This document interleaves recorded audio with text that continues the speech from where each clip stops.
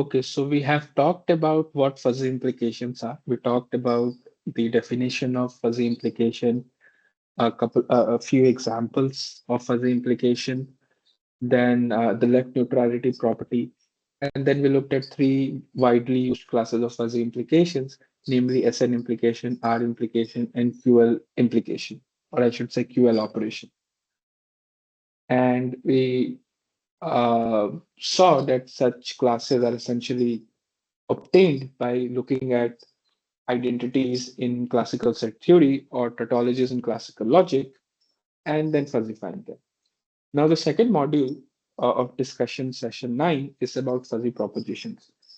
Now, this module is going to be long, and I want to be a bit thorough in this discussion session because, firstly, it will really benefit those who are interested in understanding approximate reasoning.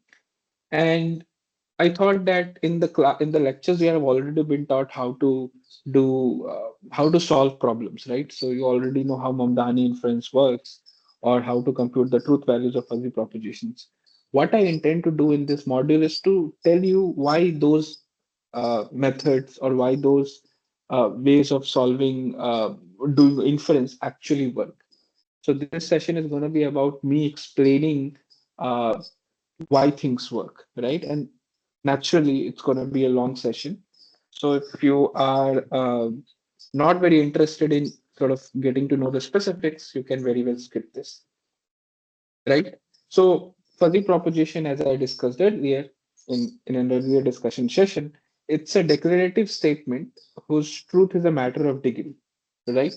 And that truth is expressed by some number in the unit interval, telling us to what extent or to what degree that statement is true, right? And such propositions involve vague concepts. So concepts like tall or yellow, right?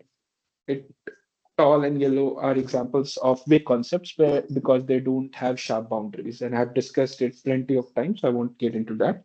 So a couple of examples of fuzzy proposition is Fatima is tall, the shirt is very yellow, and so on.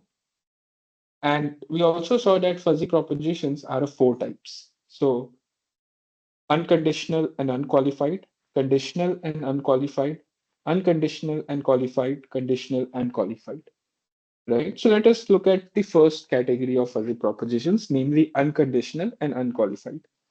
So these are those fuzzy propositions that express something about the world, and it does not involve any if then,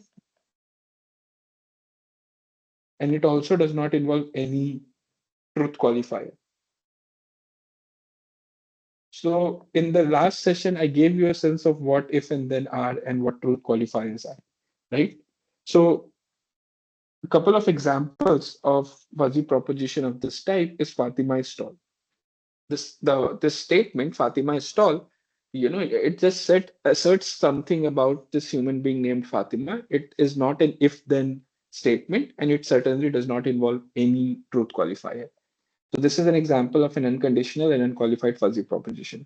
Another example is the room is warm, right? So the canonical form of propositions of this type is V is F, where V is a variable that take values in some universal set capital V, and F is a fuzzy set over this universal set V, expressing some fuzzy predicate, some vague concept basically. So I'm going to use the term fuzzy predicate to mean a vague concept, right? So you should not get confused.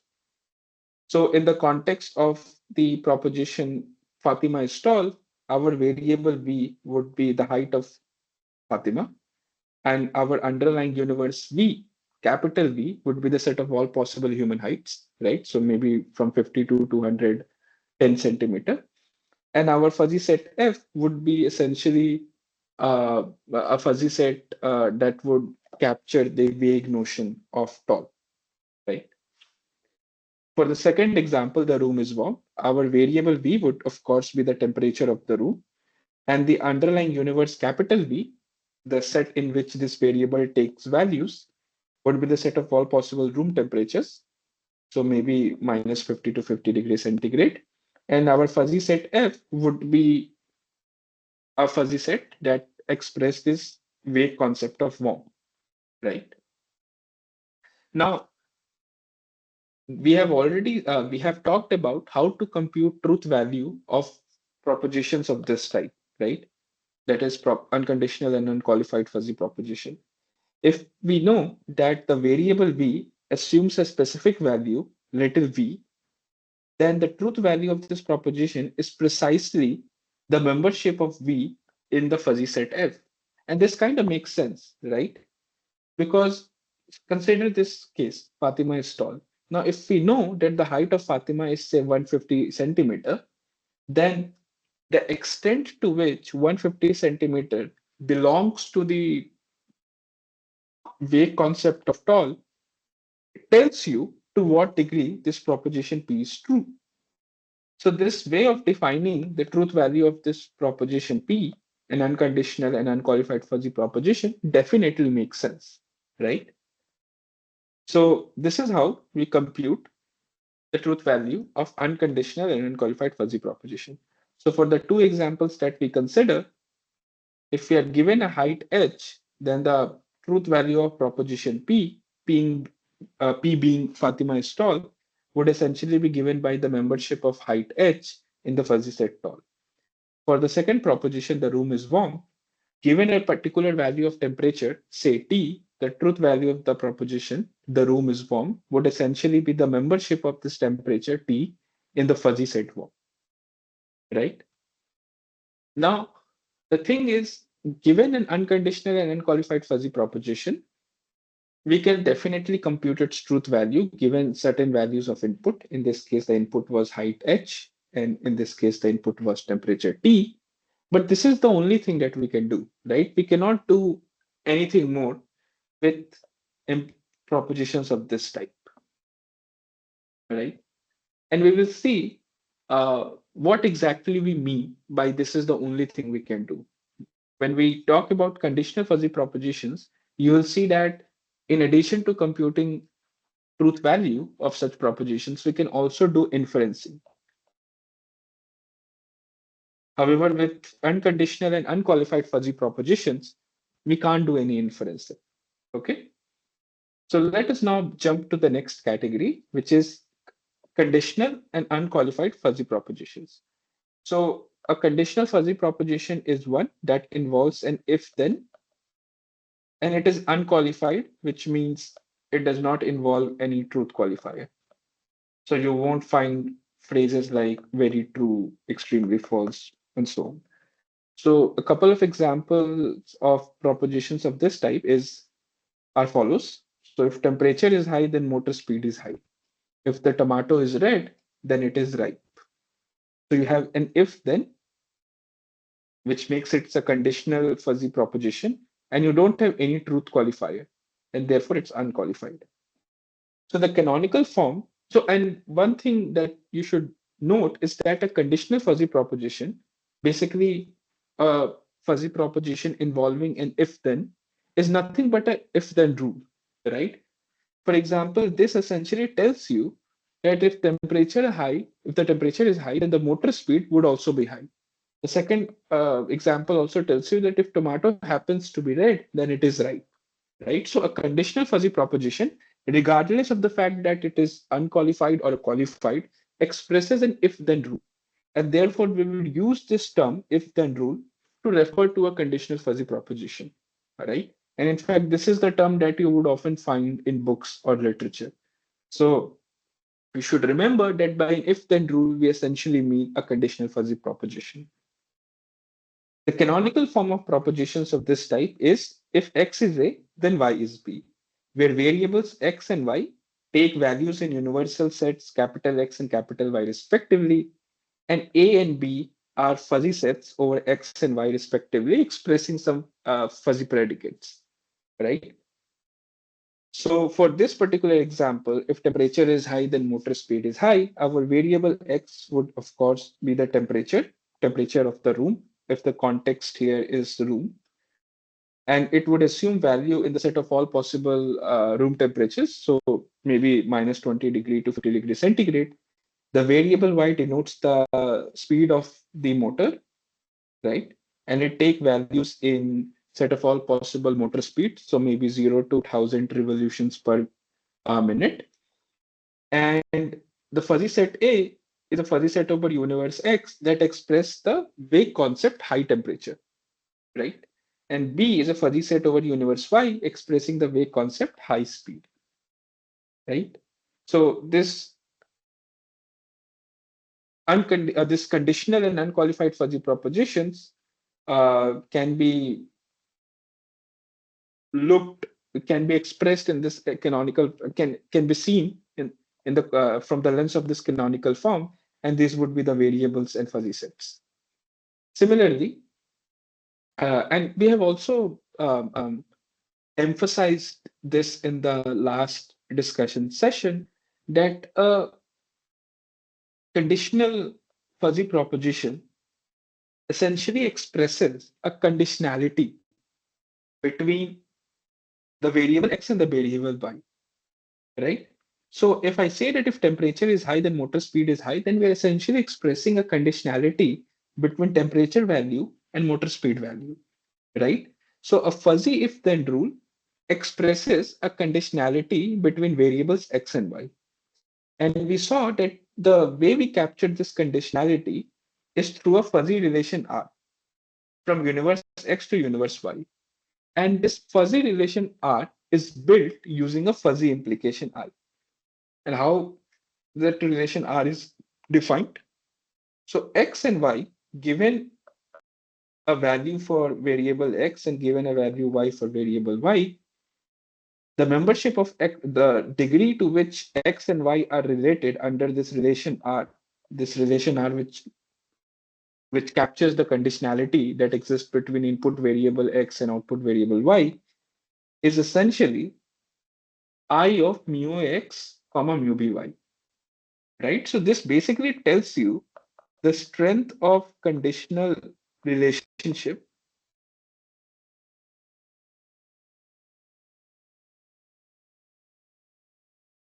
between X between value X of variable X and value Y of variable Y, right? So long story short, a conditional fuzzy proposition, an if-then rule, expresses a conditionality between variable X and variable Y. That conditionality is captured through a fuzzy relation R from your universe X to universe Y. And that relation R is built using a fuzzy implication. And this is how that relation R is defined, right?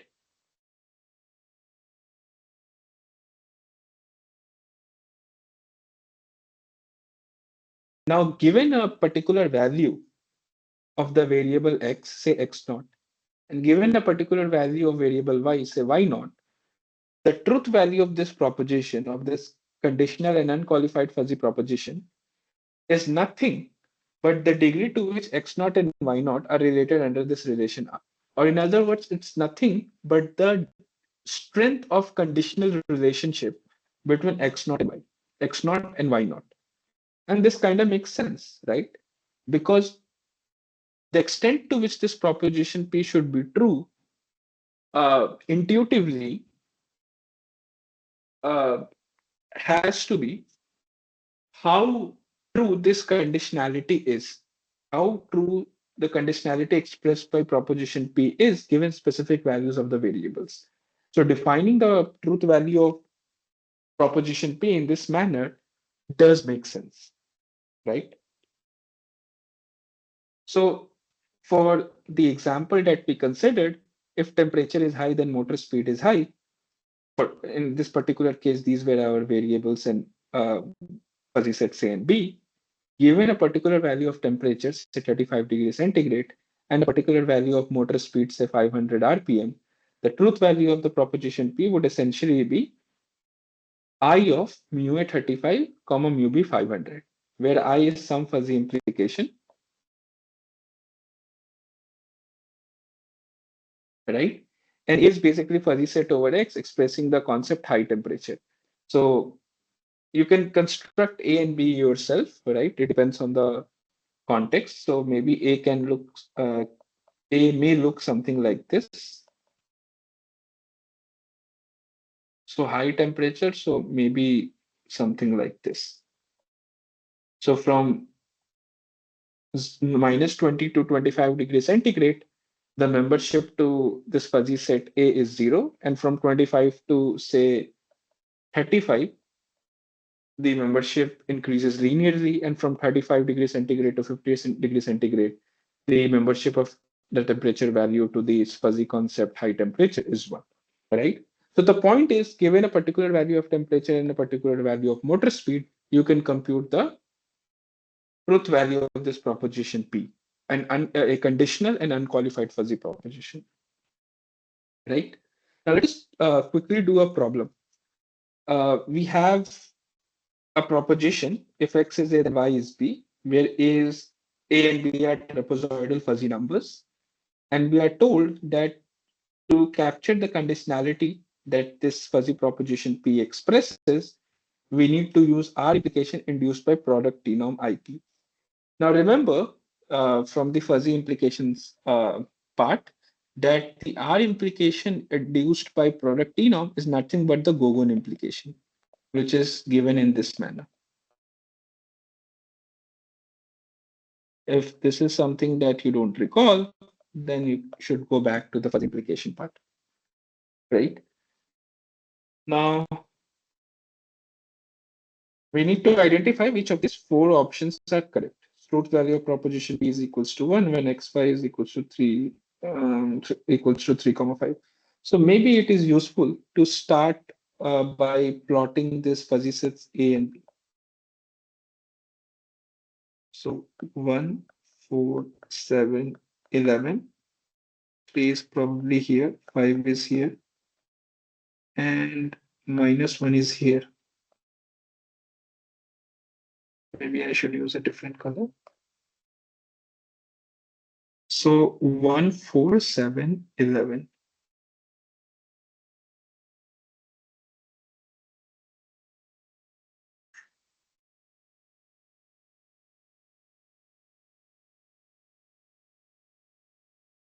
And then the second is minus 1, 3, 5, 7.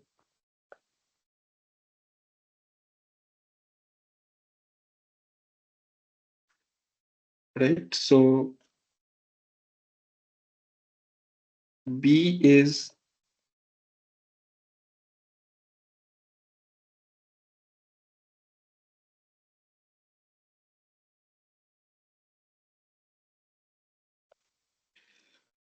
now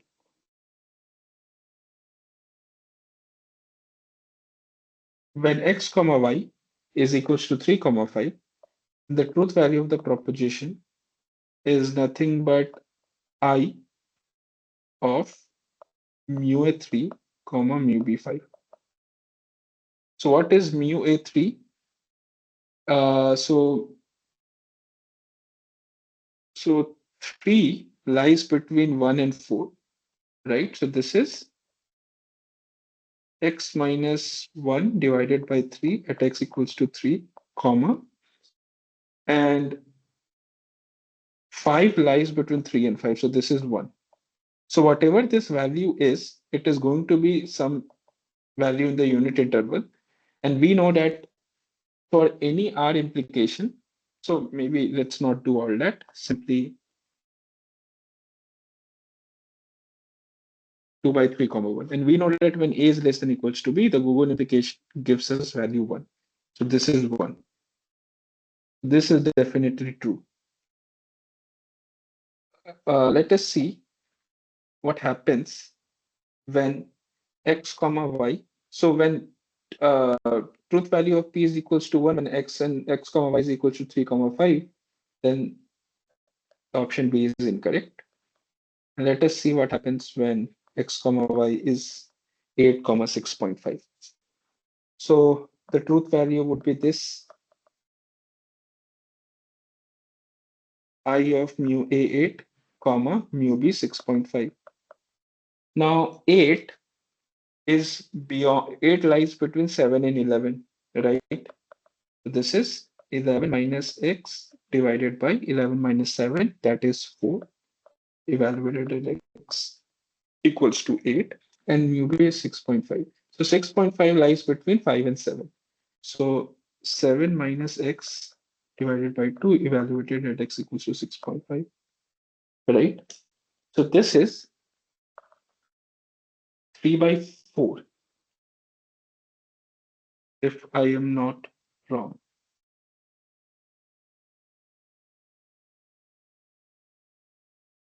right? So this is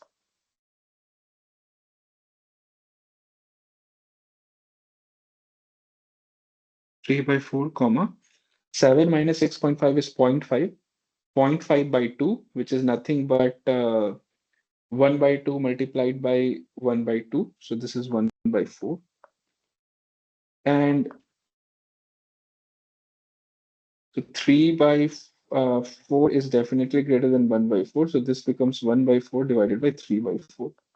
This becomes 1 by 3, right? And therefore, the value of proposition P when x comma y is equals to 8 comma 6.5 is 1 by 3.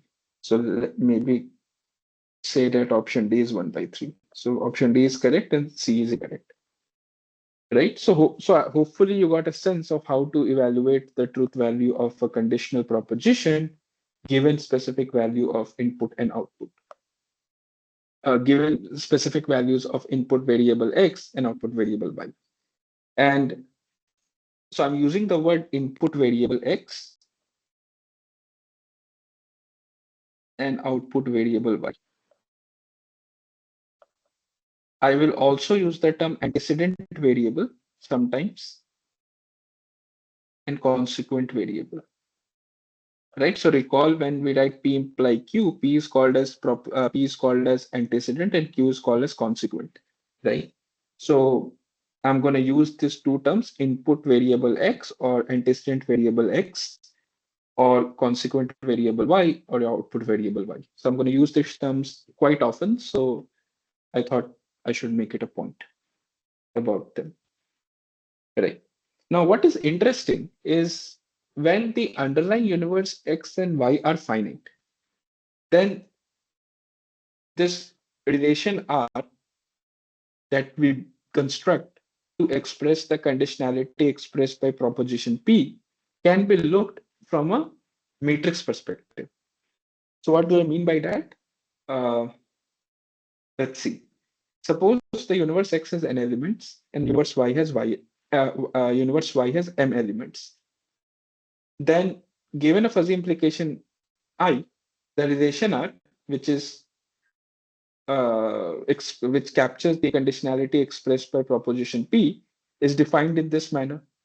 So given a value of antecedent variable xi and a consequent variable yj, the strength of relationship between them is nothing but I of mu a xi comma mu b yj, right? Where I varies from 1 to n and j varies from 1 to m. Now, A and B are nothing but fuzzy sets over finite universe, right? So A is a fuzzy set over X and X has n elements. B is a fuzzy set over Y and Y has m elements. Therefore, the fuzzy set A is completely characterized by n membership values that it takes. And similarly, the fuzzy set Y is completely characterized by the m membership values it takes. So therefore, A can be seen as a n-dimensional column vector. What do I mean by that? So A can be identified as mu A x1, mu A x2, all the way to mu A xn. I can I can look A as a n-dimensional column vector. And the values of this vector are nothing but come from the unit interval. So 0, comma 1 raised to n cross 1. Similarly, B can be looked as a m-dimensional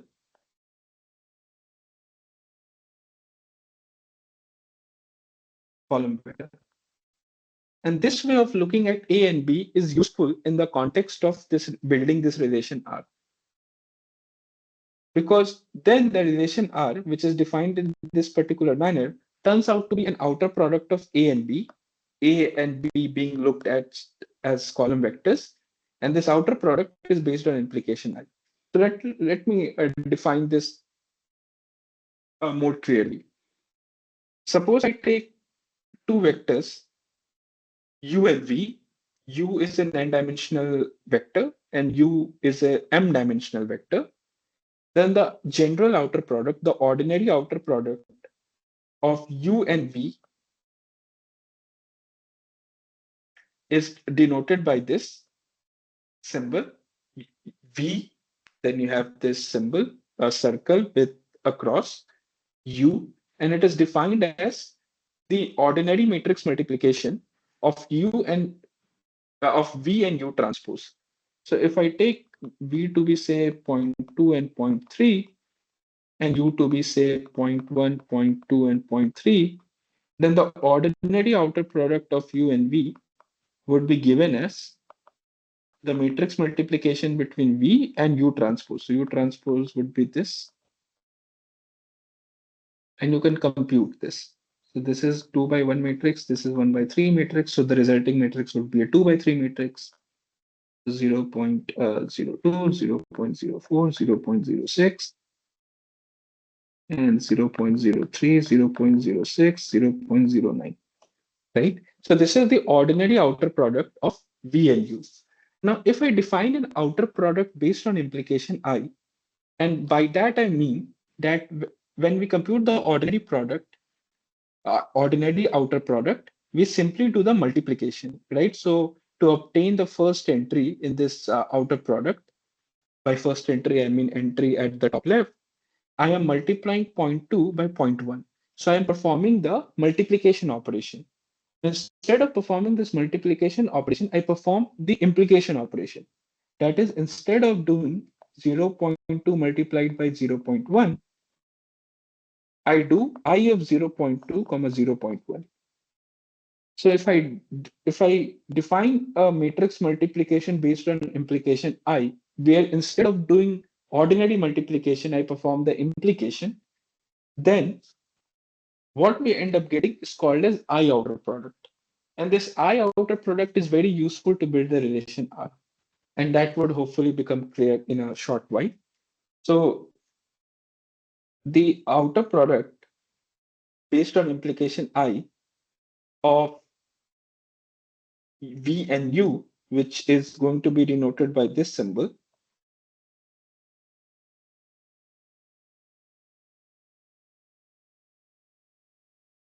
would be given in this manner.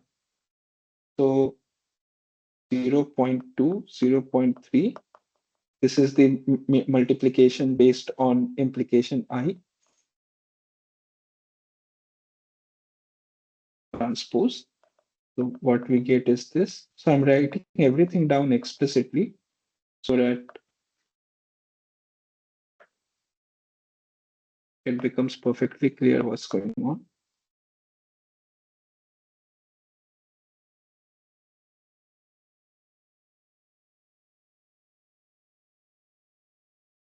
So this is a 2 by 1 matrix. This is 1 by 3 matrix. So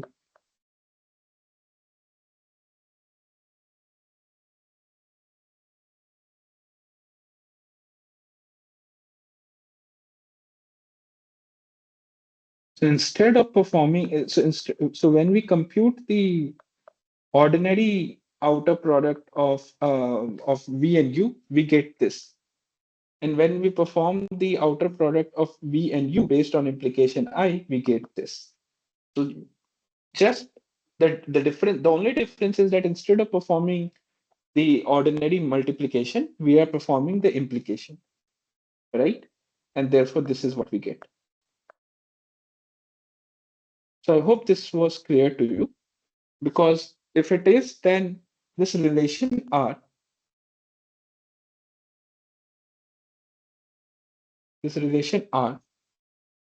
which is a fuzzy relation from X to Y defined in this manner, is nothing but outer product of A and B, where A is being looked as a column vector and B is also looked as a column vector. So take some time to convince yourself that this relation R, which is defined in this particular manner, is nothing but outer product of fuzzy set A and fuzzy set B. And here by outer product, I mean outer product based on implication I, where A and B are being looked as column vectors. And of course, the underlying assumption is that your universe X and Y are finite. So whatever we have talked so far, like the outer product thing, holds when we are dealing with universes being finite. So take some time to see that this R is nothing but the outer product of A and B. Okay. So let us do a problem to uh, to make whatever we have talked so far a bit concrete. So we have universe X and Y, they are finite. X consists of three elements, Y consists of two elements. We have fuzzy set A over X and fuzzy set B over Y defined in this manner. And we want to compute the outer product of A and B with respect to Ukashevich implication. So I hope you remember that Ukashevich implication is given in this manner, right? Or in an equivalent way of writing this is this, right? I discussed this in the fuzzy implications part. So this is the postfix notation, this is the infix notation. So what would be the outer product of A and B with respect to outer product based on Lukashevich implication of A and B? So we write it like this, right? So we enumerate A as a column vector, so 0.3, 0.41, and also we enumerate the fuzzy set B as a column vector, so 0.7, 0.1, and we know that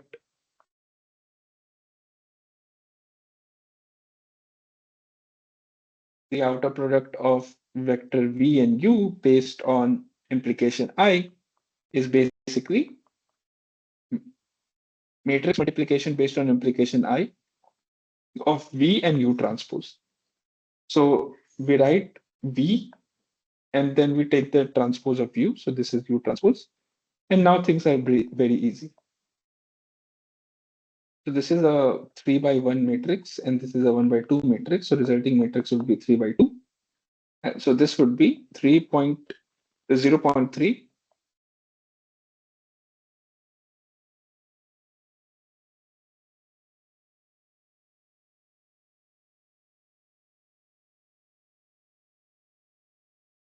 Again, I am doing nothing fancy here, just applying the definition.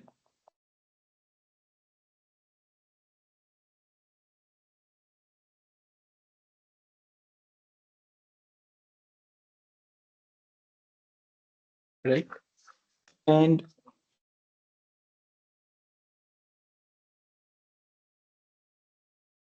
you can now use the definition of Ukashevich implication. Oh, sorry. This is not the Ukashevich implication. This is something else. The Ukashevich implication is this. I hope you were able to recognize that. So this is the implication that I wrote previously was Reichenbach implication, right? Ukashevich implication is given in this manner. So then you can compute the value of this individual values, right? So so I will compute the first row and you compute the remaining two rows. So minimum of 1 minus a plus b. So 1 minus 0.3 is 0.7. 0.7 plus 0.7 is 1.4. And the minimum of 1 and 1.4 is 1. Similarly, this, and maybe I'll compute the other rows as well. So 1 minus 0.4 is 0.6. 0.6 plus 0.7 is 1.3. So again, 1 minus 0.6, so this is 0.7, and 1 minus this is again 0.7, and this is 0.1, right? So when you have two fuzzy sets, A and B, over finite universe, you can take their outer product, with outer product being based on a fuzzy implication in this particular manner. Okay. Now, um, if you were being a bit careful, during this lecture, you would have recognized that I started with two examples of conditional and unqualified fuzzy propositions. First one is if temperature is high, then motor speed is high. And secondly, if the tomato is red, then it is ripe. Now, I discussed the first example, if temperature is high, then motor speed is high. But I conveniently ignored the second one. If the tomato is red, then it is ripe. Right? What is X and A and Y and B for this particular conditional and unqualified fuzzy proposition? And I want to take some time to discuss that because it really gives you an idea of how fuzzy sets can be constructed in real world applications. The fuzzy sets that we have discussed so far in the course are like pretty standard ones. So triangular fuzzy sets, trapezoidal fuzzy sets, hot, temperature, tall. Those fuzzy sets are somewhat easy to construct, right? It is very intuitively obvious what are the variables, what are the underlying universe, right? But in this particular case, things are not very straightforward, and you have to think a little bit harder. So I want to take some time to discuss this particular example in detail. So we have this proposition: if the tomato is red, then it is ripe, and we need to identify the variables x and a, right? So I'm focusing on the first part, the antecedent part. If the tomato is red, so certainly the variable x is the color of tomato. I hope everyone would agree with me when I say this. And since the variable x is color of tomato, the underlying universe would be the collection of all colors, right? So maybe red, orange, and so on. But the thing is, this way of selecting variable x and underlying universe capital X is not very helpful because can you deal with this variable x and universe x mathematically? Simply saying that a tomato is, say, green. Okay, it's not going to help, right? How do we do mathematics with it? Red, green, orange, these are just linguistic terms, right? But what we want is a mathematical framework so that we can compute the truth value and so on. So this seems intuitive, defining the variable x to be color of tomato. Similarly, the underlying universe x to be collection of all colors. But this is not mathematically useful. So you have to come up with some way, some mathematically appropriate way to define variable x and universe x. So maybe we can encode the color x in some mathematical way, right? And we know how to do that. That can be done using RGB color space.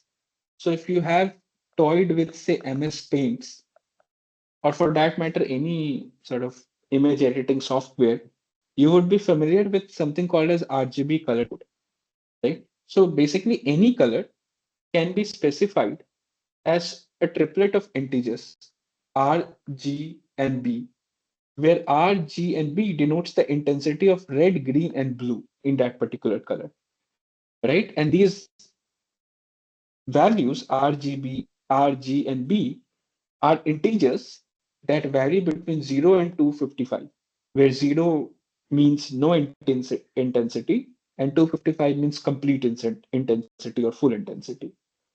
And so any color can be encoded as a triplet of integers. And these integers have the meaning of intensity of red, intensity of green, and intensity of blue, respectively. And I should be a bit careful here. I said that all colors can be encoded in this manner. The truth is somewhat different. Not all colors. There are certain colors that can't that this RGB that we cannot sort of capture in this RGB color scheme. But for most practical purposes, colors can be encoded as triplets of integers. So to take an example, this is the color corresponding to triplet 255, 0, 0. So remember, the first coordinate of the triplet indicates the intensity of red color. And so this is the color where you have complete intensity of red and you have no intensity of green and no intensity of blue. This is a color you have where you have complete intensity of green and no intensity of red and blue. Similarly, this is a color where you have complete intensity of blue but no intensity of red and no intensity of green. Now you can change this value of R, G, and B, and you'll get different colors. So for example, this is the color you would get at 255, 165, 0. So this looks orange, right?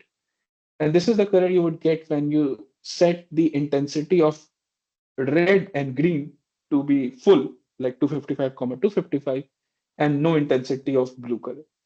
And this is what you get when your intensity of red, green, and blue are 195, 85, and 122, respectively, right?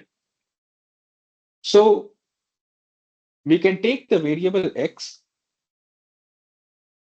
which initially we took to be the color of the tomato, to be the RGB color code of the tomato, right? So given a particular tomato, it will have a certain color, and I'll simply determine the color code, the RGB color code of that color, and that would be my variable x.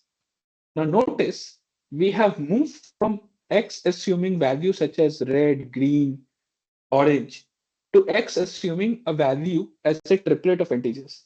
And we know how to mathematically deal with that. So we have moved to a mathematically useful way of capturing color, right? And of course, the underlying universe X would be essentially the RGB color space. So collection of RGB, all RGB color codes. So we know that an RGB color code is a triplet of integers R, G, and B, and each of R, G, and B take values that are between 0 and 255, and these are integers, by the way, right? So maybe I should specify that as well. So our universe X is nothing but the collection of all such triplets. RGB, just that. Or in other words, this is nothing but the Cartesian product of the first two, like 0, 1, 2, all the way to 255, and you take the Cartesian product of that set with itself three times, you end up getting set X, which is basically the RGB color space. So we have identified our variable X, and we have also identified the underlying universe, capital X. Now, what about the fuzzy set A? Right? So remember, the canonical form of a conditional and unqualified fuzzy proposition is if X is A, then Y is B, where A is a fuzzy set over the universe X and B is a fuzzy set over universe Y, and the variable X takes values in universe Y, and variable Y take values in universe Y. So we have identified this and this, but what about A? How do we construct the fuzzy set A corresponding to the color red, right? So first of all, you should recognize the context here. We are not talking about the color red in general. We are talking about color red of tomatoes. So whenever you are constructing a fuzzy set, the first thing that you must note down is the context. For example, the color of blood is also red. But what we consider as red color of blood is different from what we consider as red color of tomatoes. So the context is very crucial. So what we are interested in is constructing a fuzzy set A corresponding to the color red of tomatoes. The question is, how do we do that? So what we can do is something as follows. So we can appoint a food expert, so maybe a food scientist or someone who has a degree in food sciences, and I can ask her to select three perfectly red tomatoes from the local market, right? So by perfectly red tomatoes, I mean tomatoes that are perfectly representative of the concept of red colored tomatoes or tomatoes that are prototypically red. And we have asked a food expert to do this, so we can be certain that the tomatoes that we end up getting would be like completely representative of or would be certainly representative of the concept of red tomatoes, right? So we appointed an expert just to be like very careful. And suppose that expert ends up selecting these three tomatoes. Then we can extract the RGB color codes of the color of these three tomatoes. And if you do that, you would end up getting these three values, these three RGB color codes. Now, to arrive at a prototypical red color of tomato, I can take the average of these three colors, right? And if you do that, you will end up getting this value 145, 33, 23. So what I have done, so we have identified three tomatoes that are prototypically red color tomato, and this was done by a food expert, right? So we have an expert doing this. And then we extracted the RGB color code of these three prototypical red tomatoes. And then we take the average value of this color. So basically by average, I mean 170 plus 144, 120 by 3, then 48 plus 28 plus 22 by 3, and so on, right? And notice that the RGB color code is a triplet of integers. So in case this turns out to be a non-integer, we just simply round it to its perfect integer. Okay. And if you do that, this is the color you will get. So this color 145, 33, 23 is what we will call the color of prototypical red tomato. Uh, so this is the color that we call to be completely representative of the vague concept of red tomatoes, right? And suppose we call this color C naught. Okay. Now the question is, how do we construct a fuzzy set? So our ultimate goal was to construct a fuzzy set A corresponding to the color red of tomatoes, right? And towards that end, we identified the color of prototypical red tomato.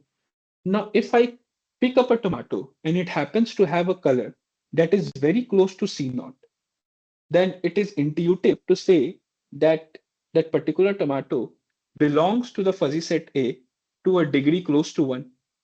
And if you pick a tomato whose color code is very far from C naught, so maybe if I pick a green color tomato, then its color would be very far from C naught. Then for such a tomato, the membership value assigned to fuzzy set A should be smaller. So in other words, the membership value of C in A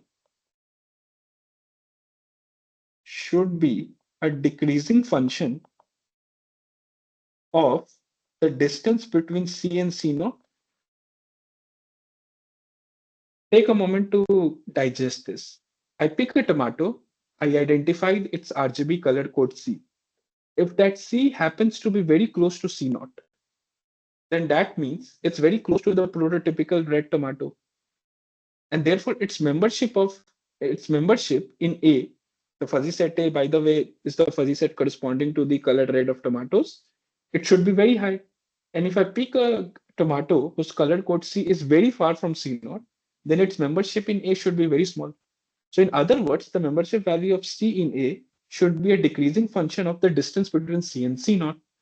So one way of defining A would be like this. So you compute the distance and then you add 1 to it and take the reciprocal. So this would ensure that when C is very close to C naught, the distance between C and C naught would be very small. And therefore 1 plus that very small number would be a number very close to 1. And therefore mu of the membership of C in A would be very close to 1. And similarly, when C is very far apart from C naught, distance between C and C naught would be very large. And therefore, your denominator would be very large. And therefore, 1 by that very large number would be close to 0. So mu of C would be close to 0. So take a moment to digest what we have done so far, right? We have identified the variable X, the RGB, which would essentially be the RGB color code of the color of tomato. And our underlying universe X would be the RGB color space, basically this. Our fuzzy set A, which expresses the degree to which the color of a tomato is red, we defined it in this particular manner, right? So the membership of C in A is defined in terms of how similar or how close C is to the prototypical red tomato colored C naught. Okay. And now the question is, how do we define the distance between C and C naught? Now, C and C naught are members of this RGB color space. And this RGB color space is nothing but a subset of R3. And on R3, we have the Euclidean distance, right? Which is obtained by taking the difference between coordinates, squaring them, then adding them and taking the square root. Now, since the values of the individual values in the triplet come from 0 to 2 to 55, it's commonplace to normalize them.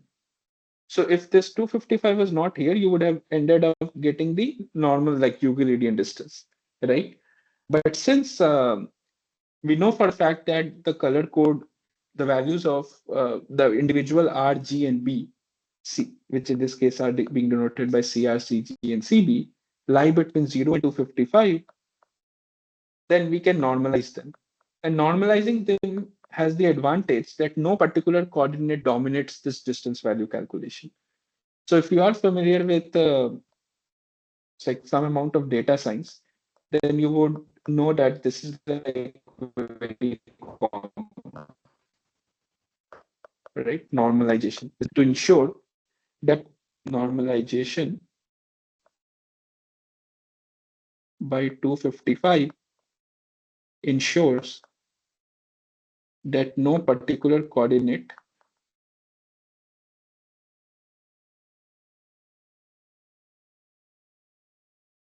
dominates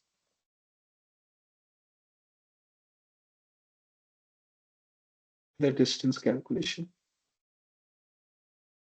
Okay, so the first part is done. We have taken care of the antecedent part. The variable x would be the RGB color code. The universe x would be the RGB color space, and the fuzzy set A is defined in this particular manner. Now, just for the sake of illustration, consider this 6 tomatoes.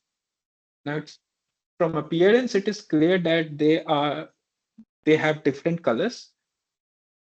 The tomato on extreme left is green color, and therefore it is natural to expect that it would satisfy that its membership in fuzzy set A. The fuzzy set A, by the way, is the fuzzy set corresponding to red colored tomatoes. The membership of this green tomato in that set A would be small, while the membership of tomato on the extreme right in fuzzy set A would be high. It is natural to expect that, right? So we begin by identifying the RGB color code of these 6 tomatoes. And if you do that, you will get this. I have identified these color codes using a color meter.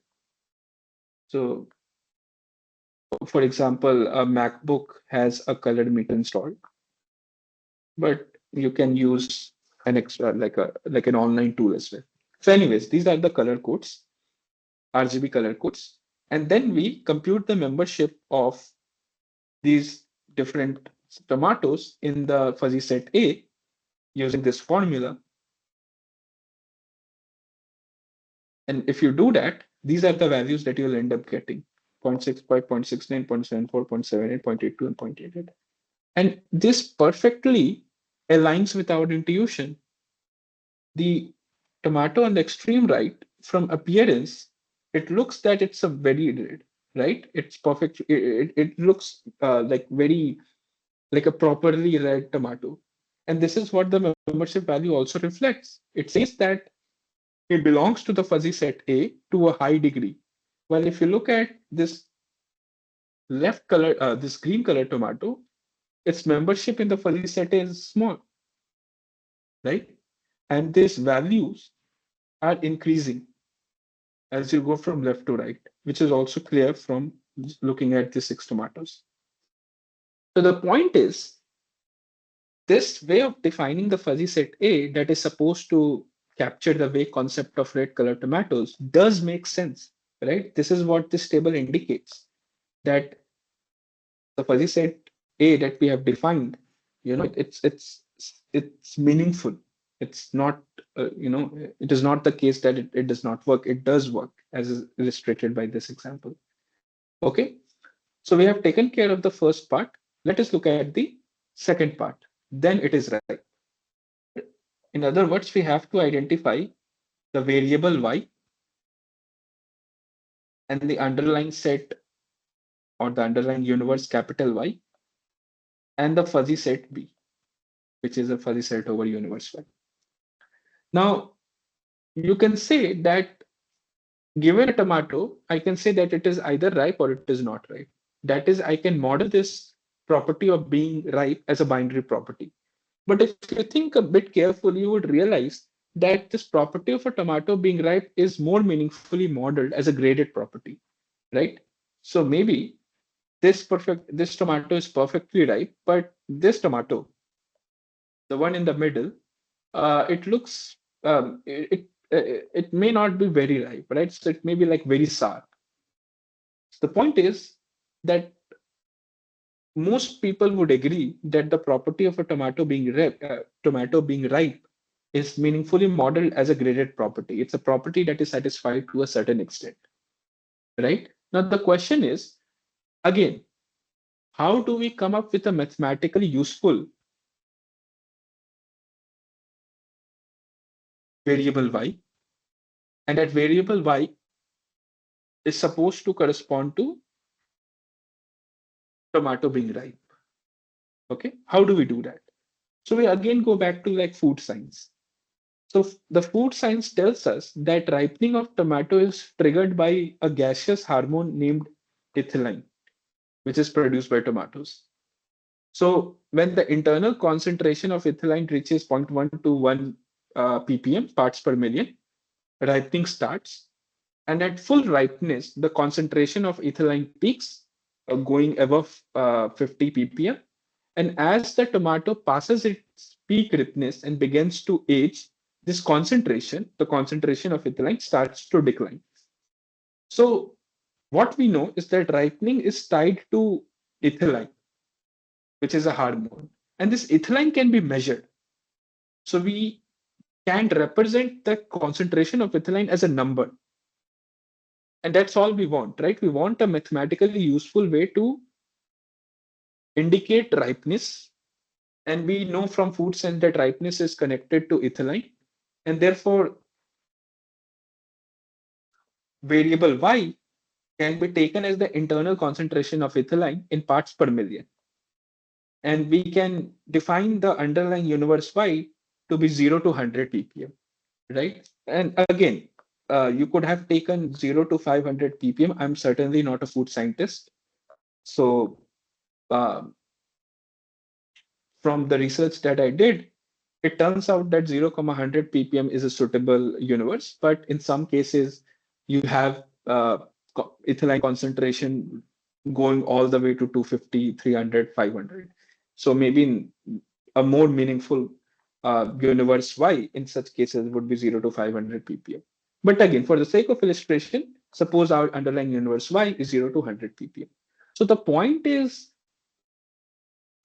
should understand is that we wanted a mathematically useful variable Y, right? And food science indicated to us that ripening is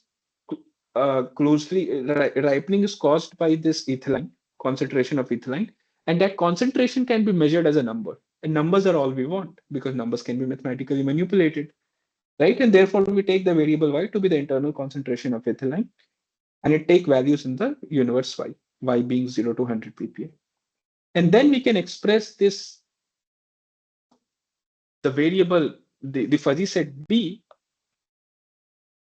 which is supposed to model the wake concept of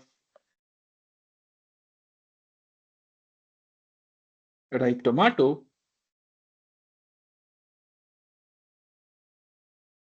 by this trapezoidal fuzzy number. So 0.1, 40, 60, 100. So between 40 and 60, the membership of a tomato to the property to the wake concept ripe tomato is 1.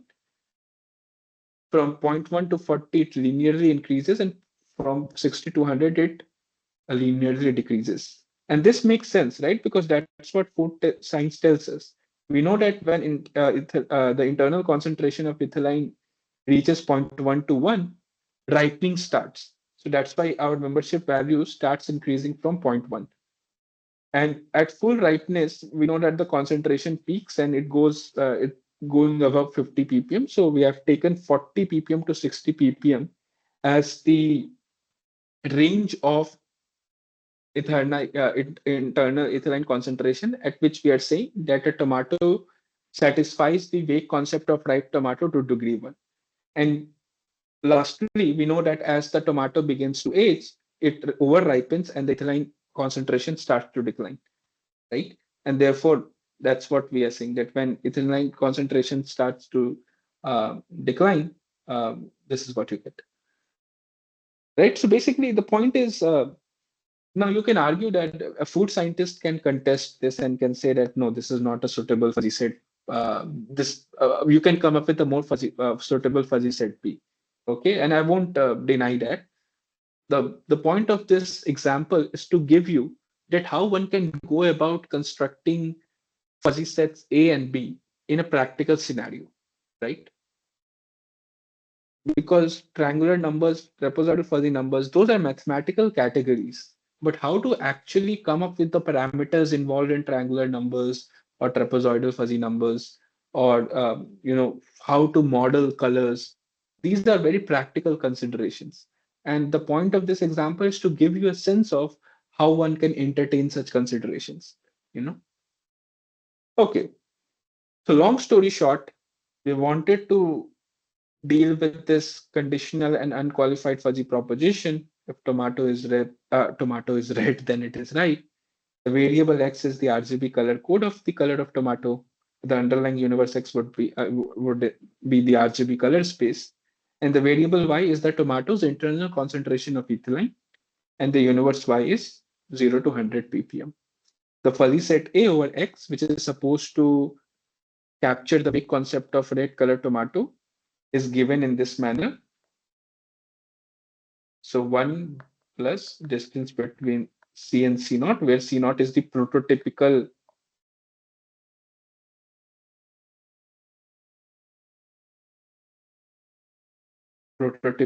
color code of red color tomato.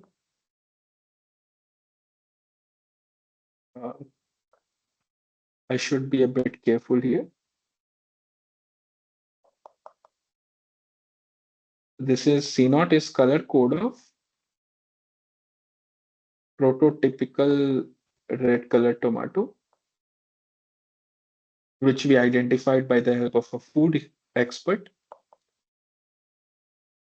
And the fuzzy set B over universe Y captures the vague concept of ripe tomato. Okay.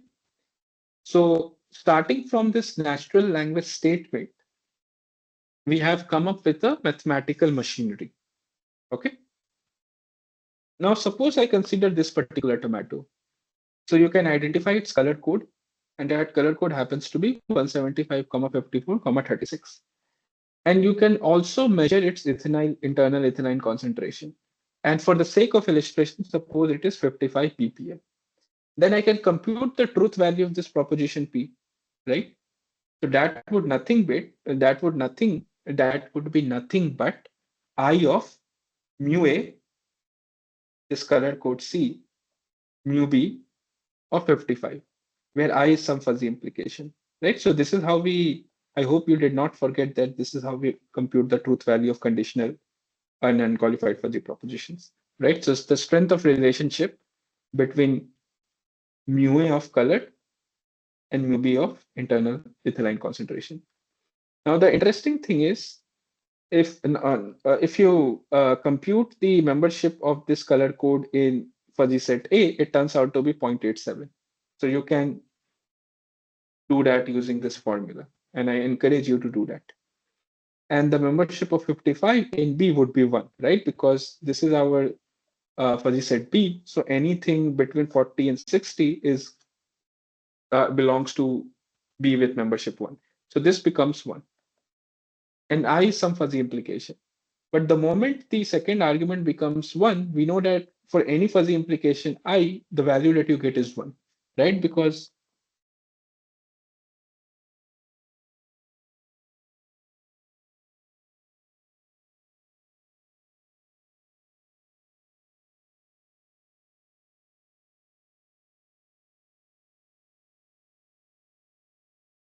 right? Because 0.87 is less than equal to 1, and a fuzzy implication is decreasing in the first variable. So we get this, but I of 1 comma is 1 for any fuzzy implication I, and therefore this whole thing is 1. So given this particular tomato, the proposition P, if the tomato is red, then it is ripe, is absolutely true. Or in other words, it is true to degree 1. So take a moment to recognize that we have done something very interesting here. We started with a fairly well used natural language statement. If tomato is red, then it is red. So it's kind of a rule of thumb. Whenever we go to buy vegetables, we use this rule mentally, right? We never say it out loud, but our mind functions in this particular manner. And we have translated into that rule into like proper mathematical in a mathematical setting, right? And we are able to do all sorts of things. We are able to compute the truth value and so on. Now, the thing is, given RGB color code in internal ethylene concentration of a particular tomato, I can compute the truth value of P as we just saw. But we want to do more, right?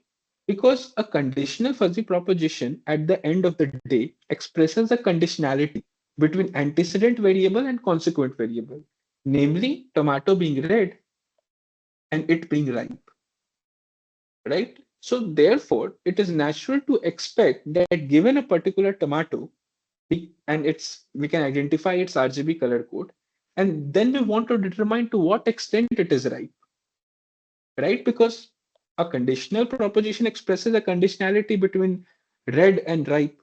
So given a particular red color, it's natural that how can we determine to what extent it is ripe? And this is what we do in classical logic as well. In classical logic, you have a proposition P and P imply Q. Then given proposition P, you can infer Q, right? So that's the whole point of having conditional propositions, that from that conditionality you can do inference. So whenever we have a fuzzy conditional and unqualified fuzzy proposition, simply computing truth value is not enough. We want to able to do more. We want to do inference. That is, given a particular tomato, we want to determine to what extent it is ripe. So more generally, given a fuzzy if-then rule, if x is a and y is b, and a particular input fuzzy set, a dash, we want to infer the output fuzzy set b dash, right? And this is basically nothing but modus ponens translated to fuzzy setting. Or in other words, we want to be able to do a modus ponens style of inference in the fuzzy setting. That is, a given a fuzzy if-then rule, if x is a, then y is b, and a particular input fuzzy set a dash, we want to infer an output fuzzy set b dash.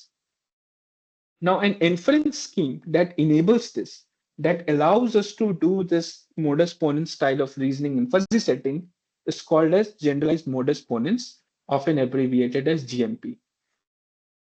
Similarly, you may want to do the following.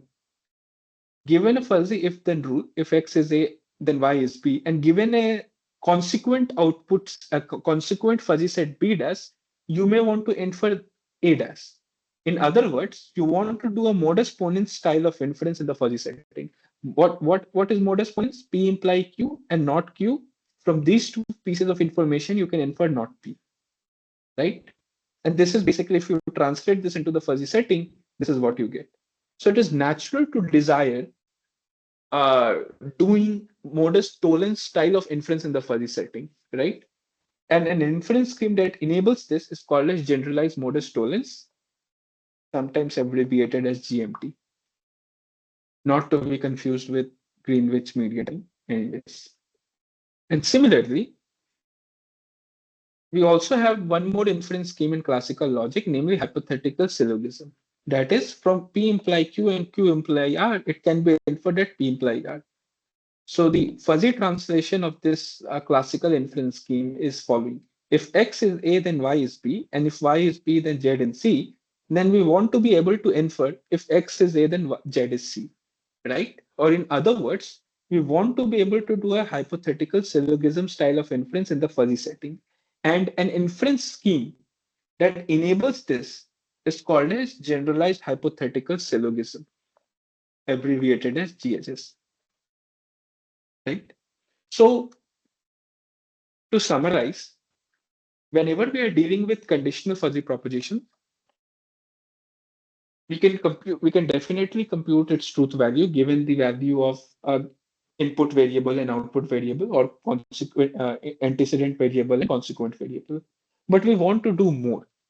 And that is very obvious because a conditional fuzzy proposition expresses a conditionality between variable x and variable y. And from that conditionality, we should be able to infer the value of output variable y given some value of input variable x, right?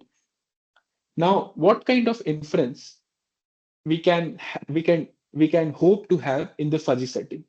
So we can hope to have modus tollens, and hypothetical syllogism. And in the fuzzy setting, these are called as generalized modus ponens, generalized modus tollens, and generalized hypothetical syllogism. Okay. Now let us focus on generalized modus ponens. So in generalized modus ponens, the setting is as follows. We are given a fuzzy if-then rule. If X is A, then Y is B. And we are given a particular antecedent fuzzy set A dash. And we hope to infer a consequent fuzzy set B dash. Okay. Now, how do we do that? So there are two broad ways to do GMP. First one is called as compositional rule of inference, often abbreviated as CRI, and it was proposed by Jade himself. I hope you remember who Jade was. Jade was the person who proposed fuzzy sets, and most of the concepts that you have learned so far in the course, I won't say most, but at least half of the concepts that you have learned so far were proposed by Jade or himself, Jade or his collaborators. And so the first one to do GMP is CRI, or compositional rule of inference, and the second way to do GMP is something called a similarity based reasoning, SPR. So we will look at both these two paradigms. So let's start with compositional rule of inference. So in compositional rule of inference, you are given a fuzzy, and this is something that we have already seen. We have seen the first part of compositional rule of inference already. And what do I mean by that? The following. We are given a fuzzy if-then rule, right? And we know that this fuzzy if-then rule expresses a conditionality, and that conditionality is captured by a fuzzy relation R from universe X to universe Y. And that relation R is built using a fuzzy implication R. And implication, that relation R is nothing but we saw that this is how we denote R, right? So it's outer product of A and B. So this part already seen. What compositional rule of inference tells us that having obtained the relation R, which expresses conditionality expressed by fuzzy proposition or the fuzzy if-then rule, and given a particular input fuzzy set A dash, you can infer your output fuzzy set B dash in the following manner. So membership of Y in B dash is obtained by performing this particular supremum computation. The minimum of mu A dash X, comma mu R X Y. Take the minimum of this two, and then you take the supremum. Now, I want to spend some time explaining why this formula was proposed, why we defined B dash in this particular manner. So let's understand why this B dash, why the formula of B dash is defined in this manner. Now, suppose that I have variables X and Y that take values in universe X and Y, capital X and capital Y. Now, as indicated earlier, we know that the fuzzy if-then rule expresses conditionality between variable X and variable Y. Now, suppose this conditionality exists in the form of a functional relationship. In other words, we have a function f from universe x to universe y, and this functional relationship um, uh, ties values of variable x to values of variable y. Okay. Now, if we assume that our conditionality is in the form of a functional relationship f, then given a particular value of input variable x, we can infer the value of output variable, and that is nothing but f of x, simply the f image of x, right? Now, suppose instead of knowing that x has a particular value, the input variable x has a particular value, we know that the value of input variable x lies in some set A, in some crisp subset A of x. Then we can infer that the value of output variable y would lie in the set B, where B is nothing but f of A, right? If we know that x, the value of input variable x is in A, then the value of output variable y would lie in f of A, right? Which is nothing but f of A, where A comes from the set A. And let us call this set B. And we know that an equivalent way of writing this set is the following. So it's the collection of all the elements in the universe B, in the universe Y, for which we are able to find an element in A such that f of x equals to y. Right? So this is nothing but an equivalent way of writing this simple, straightforward set. So in other words, if we know that the input variable has a specific value x, then we can infer the value of the output variable y. If we know that the input variable x take values in a particular set A being a crisp subset of x, then the output variable y would take values in set B being defined in this particular manner. Now suppose that instead of having a functional relationship between x and y, this conditionality existed in the form of just a relation. Now, notice that a function is nothing but a form of a relation only, right? It's a special type of relation. So if we have a function from x to y, then f is essentially a subset of x cross y, with the additional property that each element um, of x in f is mapped to a unique element in y, right? So a function is nothing but a special type of relation. And this is nothing new, right? This is class 11th mathematics. So we started with considering a very specific form of conditionality, namely conditionality in the form of a functional relationship.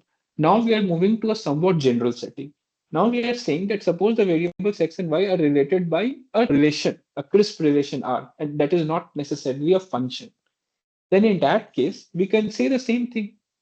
If we know that the input variable x take values in subset A, then we can infer that the output variable y would take values in set B, where B is nothing but a set of all elements in the universe Y, for which we are able to find an element x in A, so that x and y are related, right?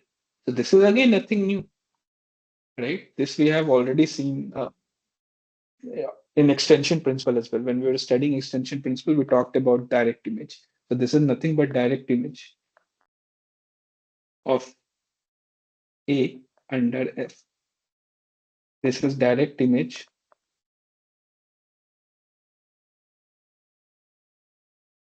of A under relation R, right? So the point is, if we have variables x and y, and we know that the conditionality between x and y exists in the form of a crisp relation R, then given that x belongs to A, we can infer that y belongs to B, where where B is given in this particular manner. In other words, given a particular value in the output universe y, we know that the output variable take this value, this value of output variable belongs to B, if and only if there exists x in A, such that x and y are related. Again, I have just written this more specifically here. Now, looking at this expression, it is easy to fuzzify it, right? Now, suppose instead of knowing that x belongs to A, where A is some crisp subset of x, I knew that x belongs to A, where A is some fuzzy subset of X, or in other words, X is A, where A is a fuzzy subset of X, then we would infer that the variable Y belongs to B, where B is a fuzzy subset of Y. And the membership of Y in B is obtained by looking at this expression and fuzzifying it. So this part becomes membership of Y in B. This whole thing becomes, so X belongs to A would become membership of X in A. Belonging to R would become membership of X comma Y in R. We have a and here, a conjunction here, so that would become minimum. Recall, fuzzy conjunction is nothing but minimum, right? Or more broadly, NET norm. And there exists would translate to supremum. Again, we have already done existential quantification and universal quantification and how their counterparts are supremum and infimum.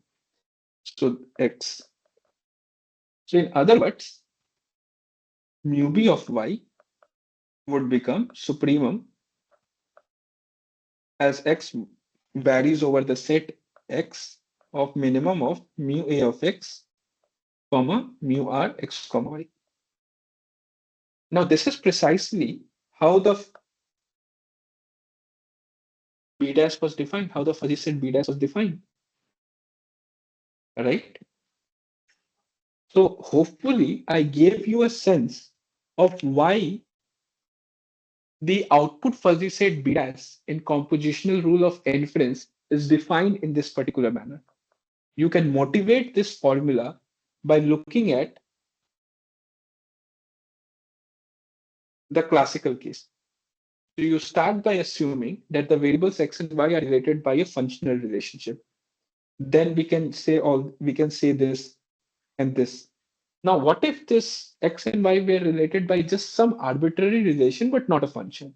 Then in that case, you can still say this, that given that the input variable X take values in set A, the output variable Y would take values in set B, where B is nothing but direct image of A under R. And then you just write when a particular value from the output universe would be assumed by variable Y. And that is precisely the case when there exists X in A and X comma Y belongs to R. And you can fuzzify it to get this expression. And this is precisely how the output fuzzy set B dash is defined. So long story short, in compositional rule of inference, given a fuzzy rule, if X is A, then Y is B, I compute the fuzzy relation R. This fuzzy relation captures the conditionality that exists between variables X and Y. And R is constructed using a fuzzy implication I, namely in this particular manner.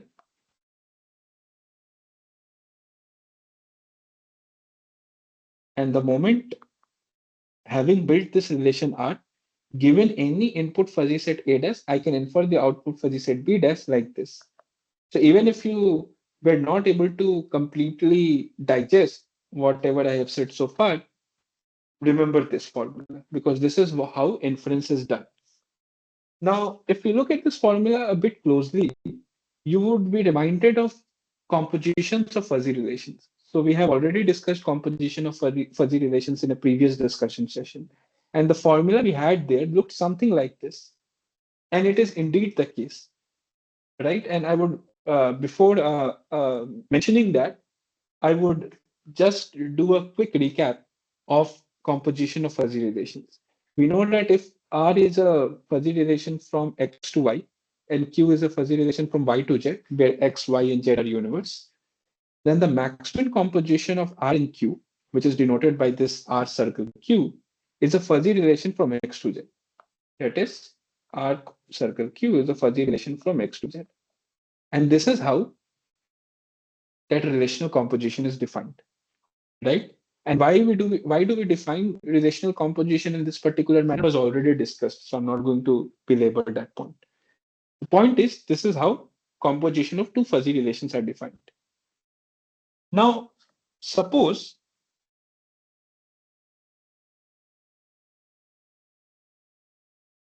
I have two sets x1 and x2. Then a fuzzy relation on x1 and x2 is a fuzzy subset of x1 cross x2, or in other words, it belongs to the fuzzy power set of x1 cross x2. Similarly, if we have three sets, x1, x2, and x3, a fuzzy relation over x1, x2, x3 is a fuzzy subset of x1 cross x2 cross x3. So more generally, if you give me n universes, x1, x2, all the way to xn, a fuzzy relation R over this universes is a fuzzy subset of x1 cross x2 cross all the way to xn. So in other words, if you look at a fuzzy set over universe X, so this is basically what we call as a binary relation, right? Because it's a relation over two universe, namely x1 and x2. This is called as a ternary relation because it's a relation on three universes, x1, x2, and x3. And this is in general is called as an n-ary relation. Why n-ary? Because you have n universes. Now, naturally, if you just take a fuzzy subset A of X or a fuzzy set A over X, it can be seen as a one-ary relation on X, or in other words, a unary relation on X. So I'm just following the pattern here. If you give me two universe, a fuzzy relation is a fuzzy subset of x1 cross x2. If you give me three universe, then a fuzzy relation on them is a subset of x1 cross x2 cross x3. In general, if you give me n universes, an n-ary relation is nothing but a fuzzy subset over x1 cross x2 all the way to xn. So if you give me just one universe x, a fuzzy subset, a fuzzy set over that universe is a one-ary relation or a unary relation. So in other words, one way to look at is one way to look at it a fuzzy set look at fuzzy set A over X is as a unary relation on X. Therefore, it is meaningful to ask if we can define the composition of a fuzzy set with a fuzzy relation. This particular definition talks about how can we compose two relations, two binary relations, namely R and Q. But by observing that a fuzzy set can also be looked as a relation, more specifically a unary relation, it makes sense to ask, can we compose a fuzzy set with a fuzzy relation? And if yes, how to do that? And the answer is we can. And we first begin by defining the Maxwell composition and then we go to the general definition.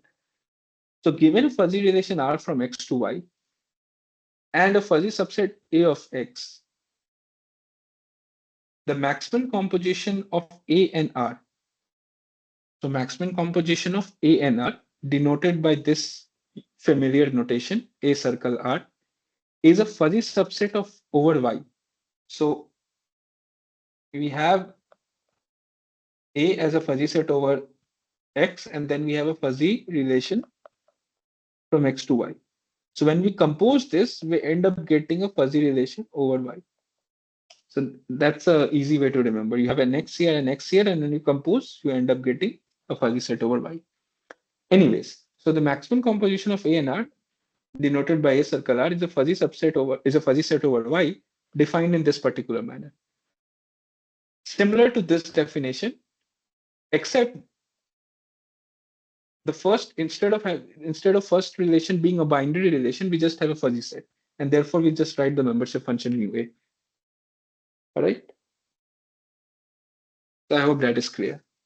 And similarly, the maximum composition of R and B. So the order matters here.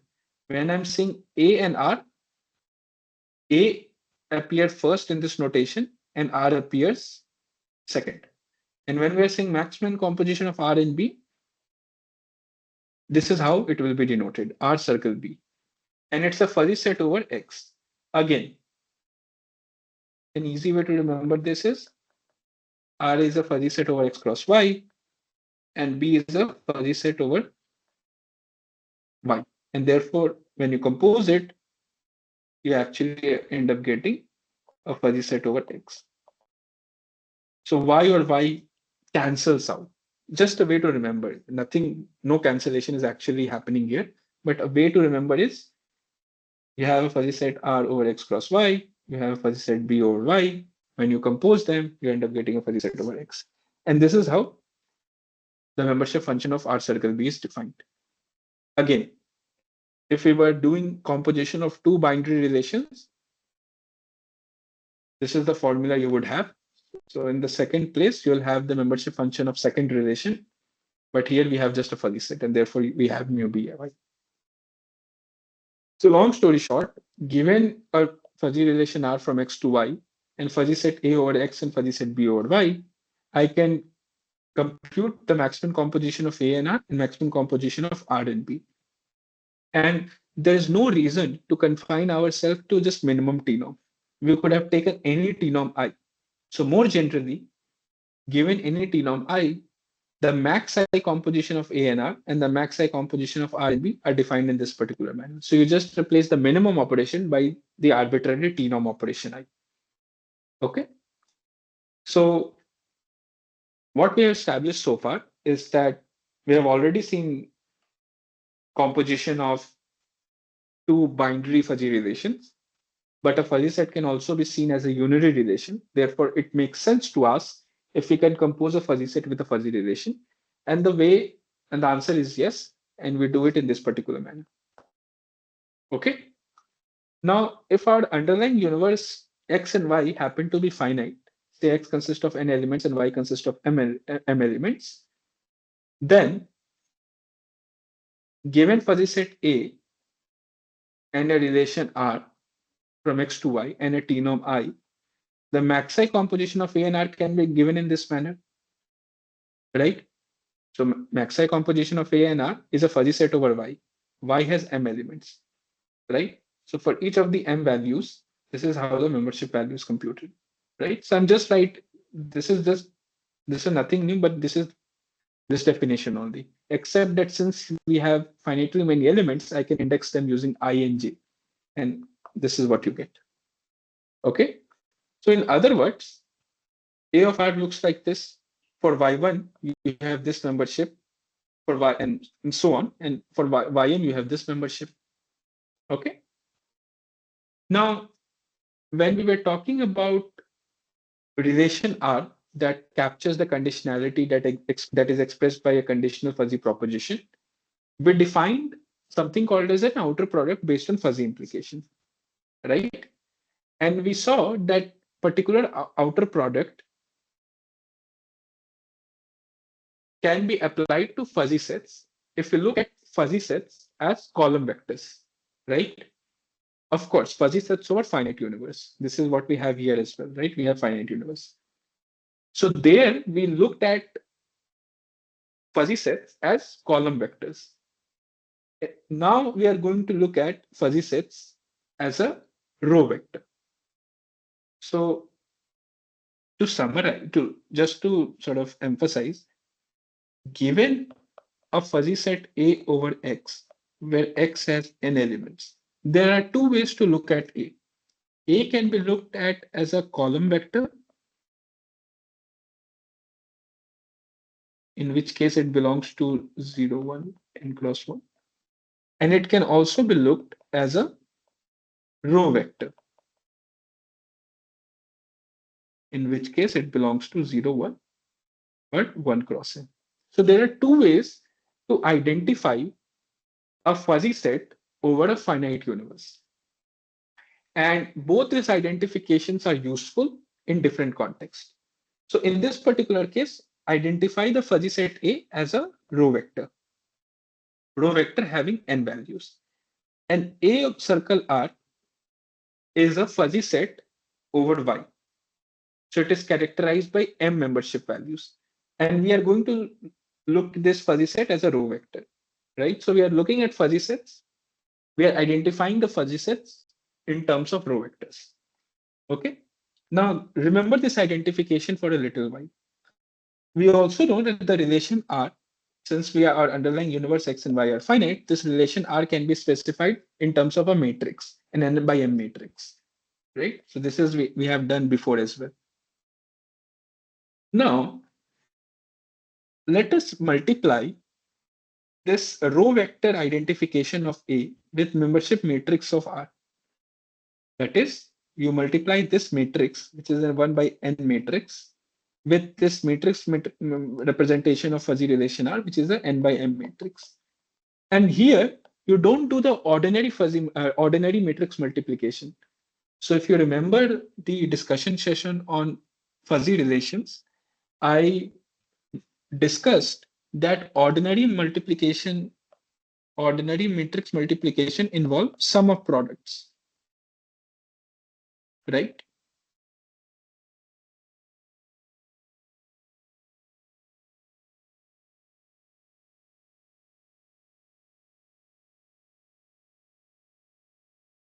But we can define a new type of matrix multiplication where instead of doing sum of products, you do maximum of I for T norm I. So what do I mean by that? So if we were doing the ordinary matrix multiplication of this matrix and this matrix, we would have gotten a 1 by m matrix. And what would be the first entry of that matrix?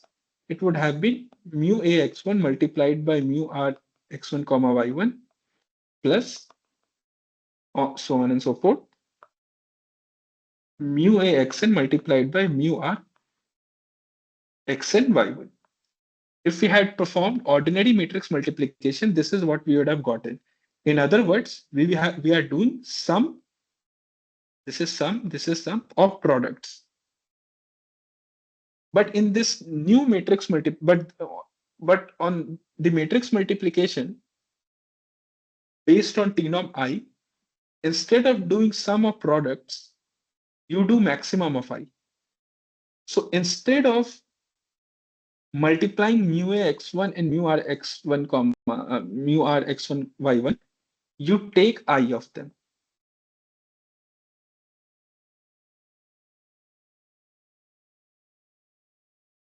And instead of adding, you do maximum. You are taking maximum all the way to.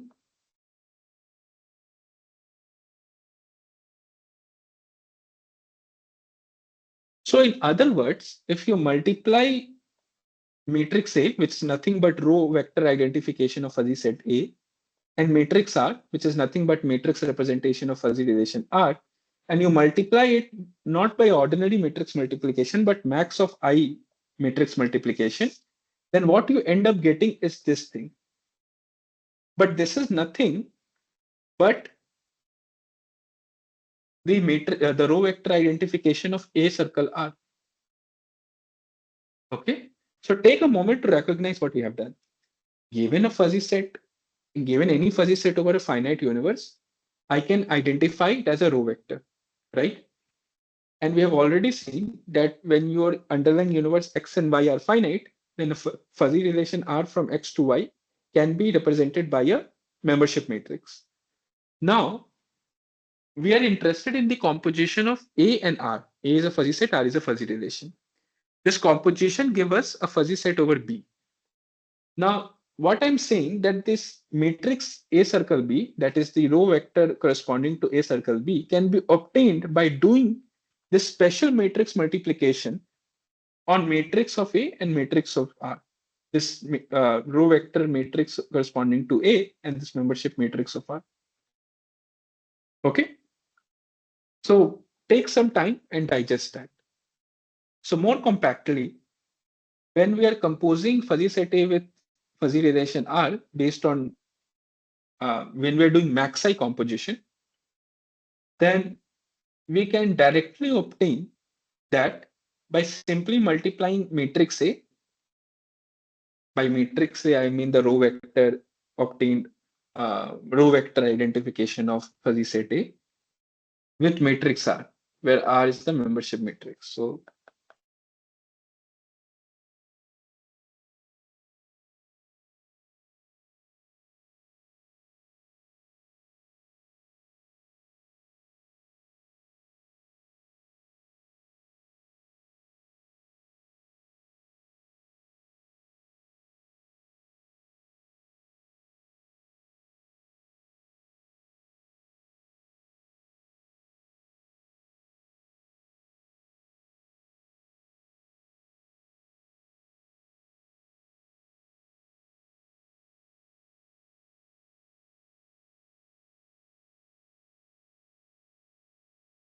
Okay.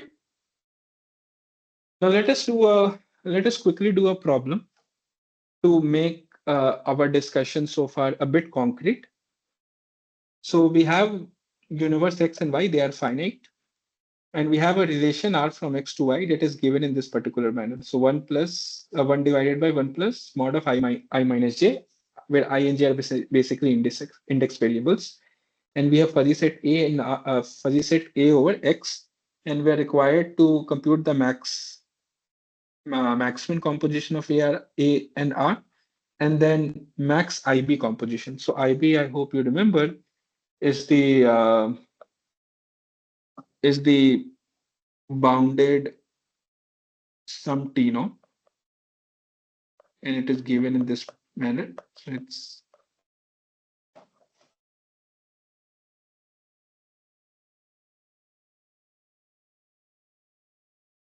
okay. So let us first of all quickly write the membership matrix of R. So what would be this? 1. So when I is equals to j equals to 1, we get mu r of xi comma yj as 1. This would be 1 by 2. This would be 1 by 3. This would be 1 by 2. This is 1 and this is 1 by 2. Right? So, okay. So what I am doing right now is something that's already been discussed in an earlier discussion session, right? So I hope you know how to write the membership matrix as of now, by now. Anyways, now we're interested in this A of R. So the A of R, the matrix representation of AR, A of R, A circle R, sorry, is basically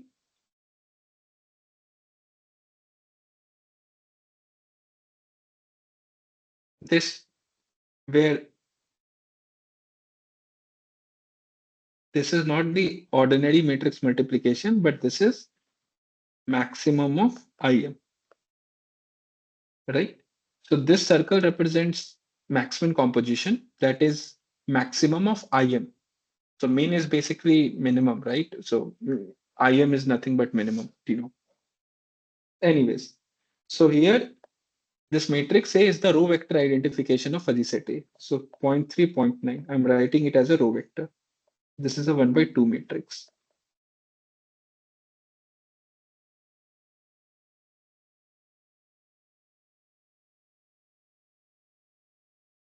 And this is a 2 by 3 matrix. So what we end up getting is a 1 by 3 matrix. And what will be that 1 by 3 matrix? So that is obtained by taking maximum of min. So minimum of 0 0.3 and 1 is 0 0.3. Minimum of 0 0.9 and half is half, which is nothing but 0 0.5.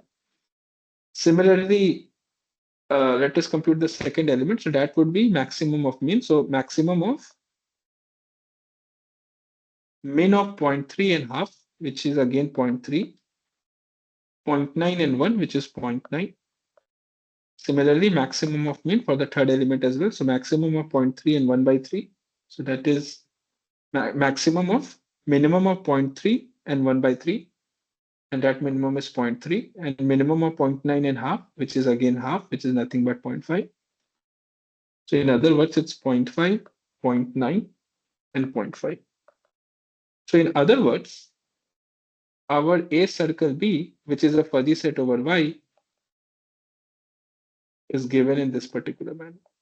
So membership of Y1 is 0.5, membership of Y2 is 0.9, membership of Y3 is again 0.5. And let us quickly do the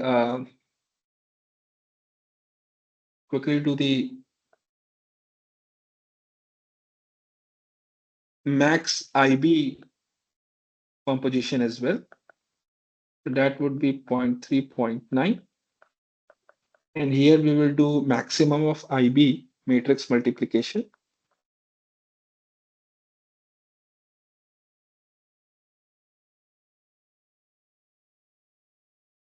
Right? Now this would be again 1 by 2, 2 by 3. So we end up getting 1 by 3. So maximum of IB. So IB of 0.3 and 1 an IB of 0.9 and half, which is nothing but 0.5. Similarly, second element, maximum of IB. So IB of 0.3 and half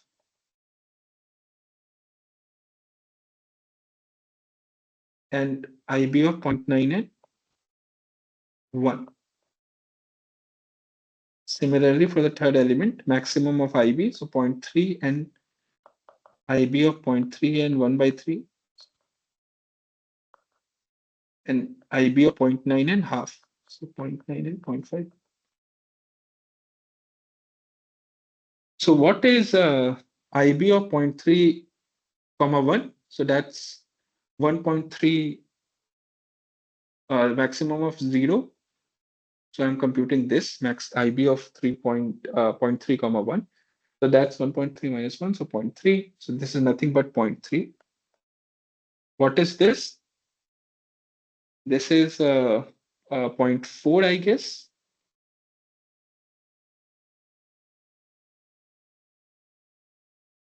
So 0.9 plus 0.5 is 1.4 and minus 1. This is 0.4. What will be this value? So I hope that I'm correct, right? 0.9 and point.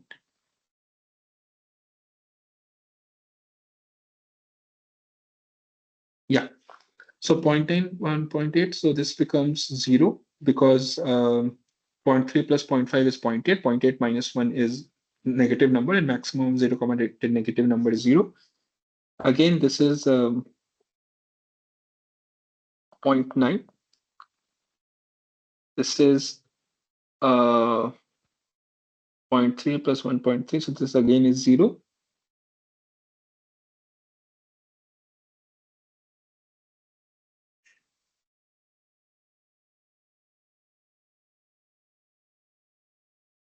And this is 0.9 plus 0.5, 1.4. This is again 0.4. So maximum of 0.3 and 0.4 is 0.4. Maximum of 0 and 0.9 is 0.9. Maximum of 0 and 0.4 is again 0.4. So therefore, the max IB composition of A and R is fuzzy set over Y, and the membership of Y1 in this fuzzy set is 0.4. Membership of Y2 in this fuzzy set is 0.9, and membership of Y3 in this fuzzy set is 0.4. So I hope the calculations that I did were correct. In case I have committed an error, do let me know. Anyways, so we have seen how composition of a fuzzy set and a fuzzy relation can be defined.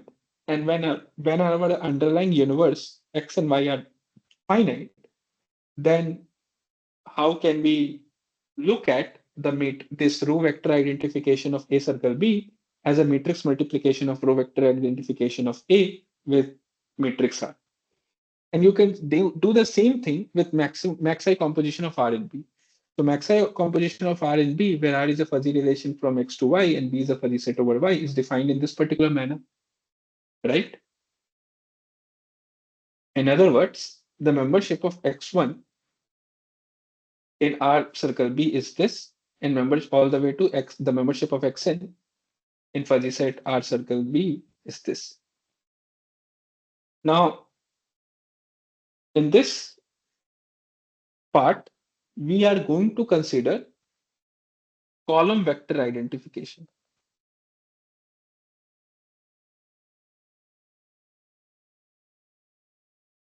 of fuzzy set.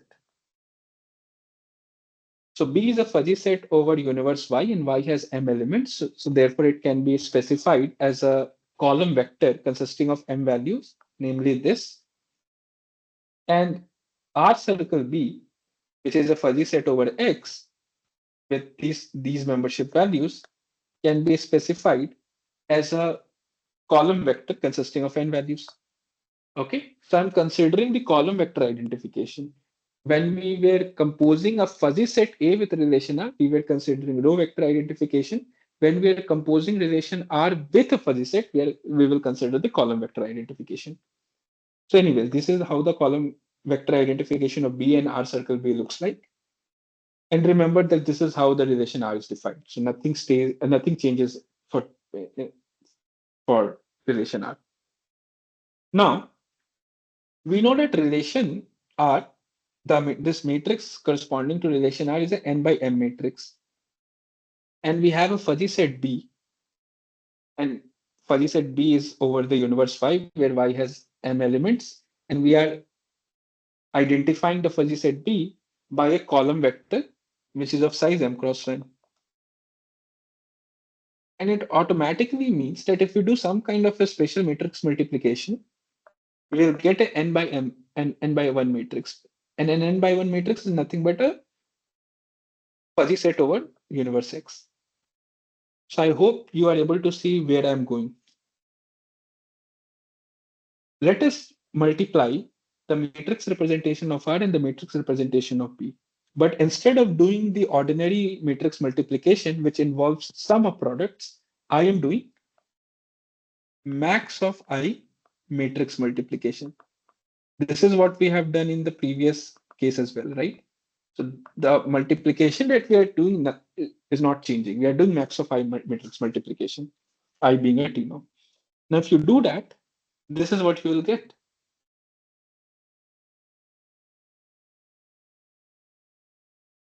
You will end up getting a n by 1 matrix. And this matrix is nothing but the matrix identification, this column vector identification of R circle B. Okay. So more compactly, given a fuzzy relation R from X to Y and a fuzzy subset B of Y, where the underlying universe X and Y are finite, R can be written as a matrix. This much we already know.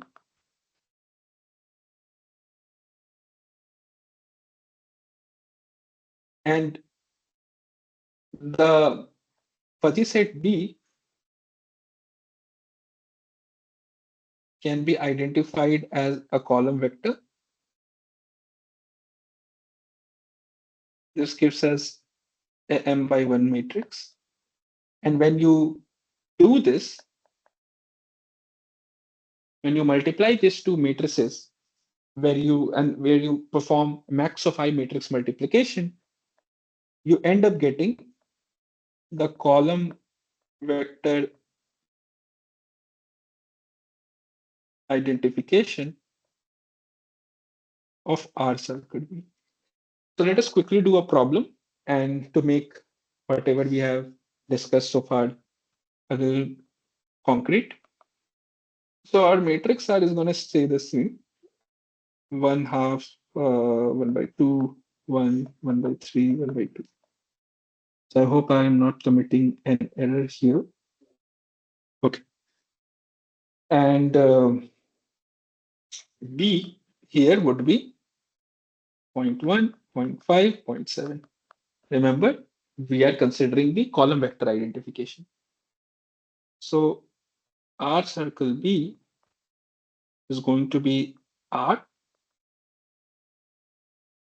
So this denotes the maximum composition of relation R and fuzzy set B. Max min. Min is the IMT now.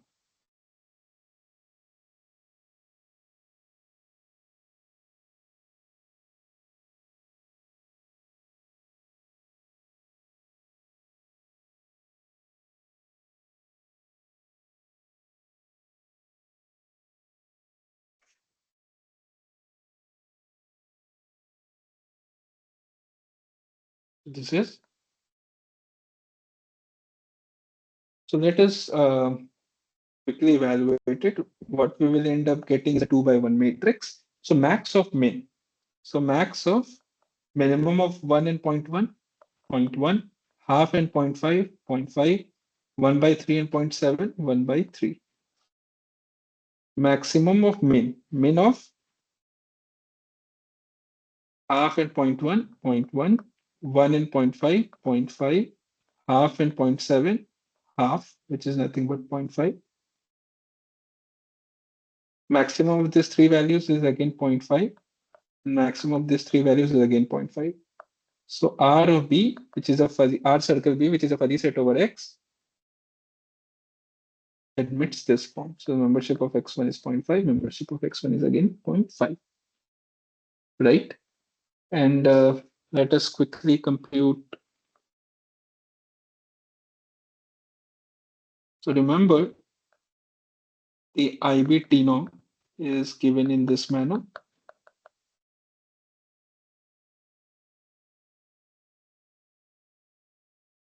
So we will do the matrix multiplication of matrix R with matrix B, which is the column vector identification of fuzzy set B,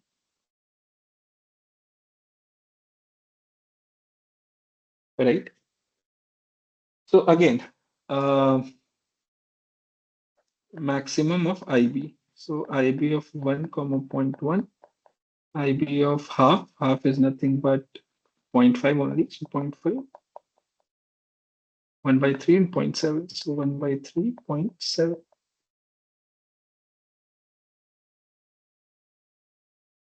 Similarly, IB of half and 0.1, half is nothing but 0.5, IB of 1 and 0.5, and IB of half, so 0.5 and 0.7. This is 2 by 1. Now, what is IB of 1 and 0.1? That's nothing but 0.1. What is IB of 0.5 and 0.5? That is 0. What is IB of 1 by 3 and 0.7? So that is, okay, so this is somewhat complicated. So 1 by 3 plus 0.7 is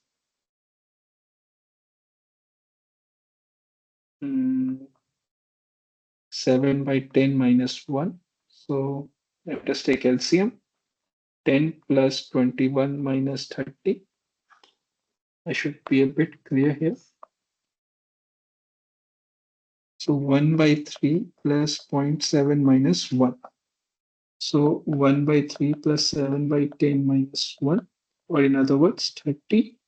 10 plus 21 minus 30, so 1 by 30. This is point, so this again is 0. This is 0.5, and this is 0.2. So maximum of these three values. So 1 by 30 is definitely smaller than 0.1. So 0.1, and this is 0.5. Therefore, R circle B, which is a fuzzy set over A, looks like this. So I hope I have not committed any error. Okay, to summarize, when our underlying universes are finite,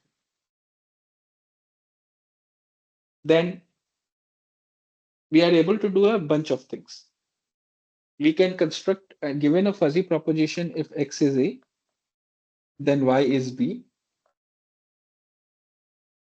We can construct the relation R, which expresses the conditionality expressed by this proposition, as outer product of fuzzy set A and B, outer product being taken with respect to a fuzzy implication I. And in this particular case, we identified A and B as column vectors, right? Similarly, when I was post-composing a fuzzy relation with a fuzzy set, post-composing means that our fuzzy set came after the relation. We were again using the fuzzy sets as column vectors, or we are using the column vector identification of fuzzy sets. So in these two cases, when we are constructing a relation R that expresses conditionality expressed by a fuzzy proposition, and when we are post-composing a fuzzy relation with a fuzzy sets are identified as column vectors. And when we are pre-composing a fuzzy relation with a fuzzy set, that is, we are computing a circle R, in that case, we look at fuzzy set as row vectors. Okay, so this is all you need to remember so as to not commit mistakes during calculations. Everything else is very obvious, right? You just write the sizes of matrix R and matrix A or B, And from that, it becomes obvious what kind of multiplication you need to do, right? For example,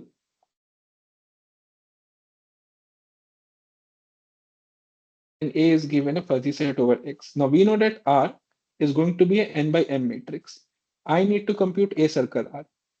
So R, so we have to do something with the matrix representation of A and matrix representation of R. Matrix representation of R is an n by m matrix. Now we know that A circle R is a fuzzy set over B, and therefore it's a vector that consists of m elements. Now what do we do so that we end up getting a matrix of size m? It makes sense to simply do a matrix multiplication of A and R. Now we have to do it in a manner where matrix multiplication is actually possible. So therefore, we take one to be the matrix A to be 1 cross n.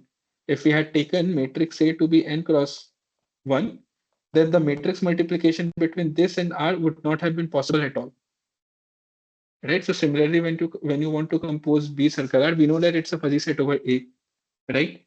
And the matrix R is given by n by m matrix. Now this B circle R is a fuzzy set over A, and therefore it has to be a vector of size n. Now, what do we do so that how to multiply matrix R and matrix P in a manner so that we end up getting a matrix of size n? So we do this.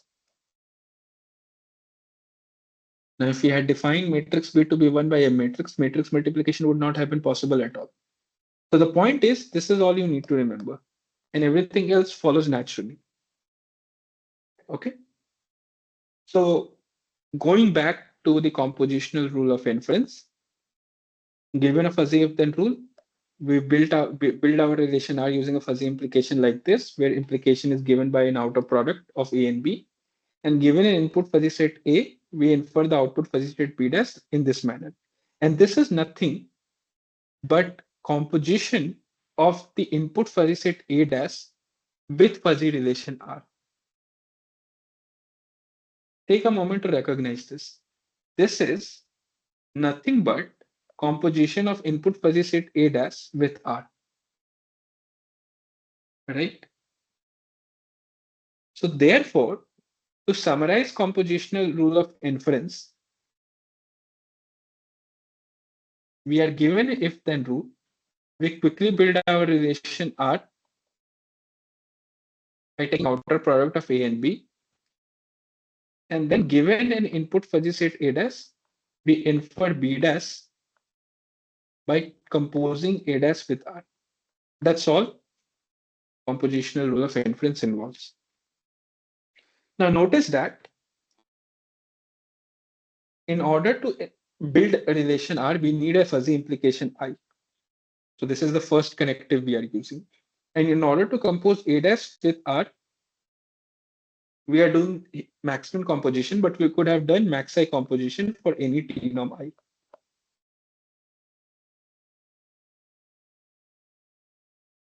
So in other words, in CRI, we have two connectives at play. We have a fuzzy implication